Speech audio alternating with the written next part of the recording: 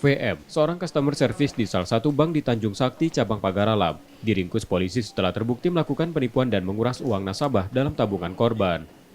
Wadi Reskrimsus Polda Sumsel menerangkan, tersangka memindahkan uang korban melalui ATM yang sengaja tidak diberikan oleh tersangka saat korban membuka tabungan. Setelah salah satu korban memeriksa saldo di rekeningnya habis, lalu melaporkan hal itu ke polisi. Kejahatan ini dilakukan tersangka sejak 2020 lalu dengan sasaran nasabah lansia.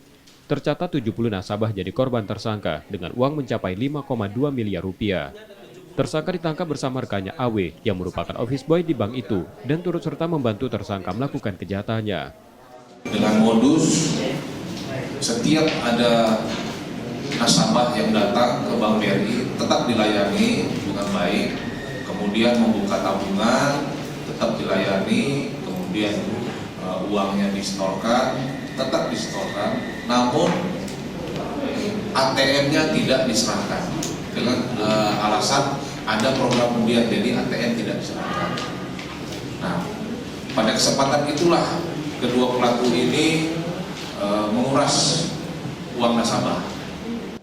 Tersangka masih diperiksa dan ditahan di Polda Sumsel untuk proses hukumnya.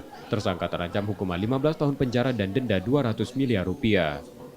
Reski Oktora, Muklas Diferensial, Kompas TV, Palembang, Sumatera Selatan.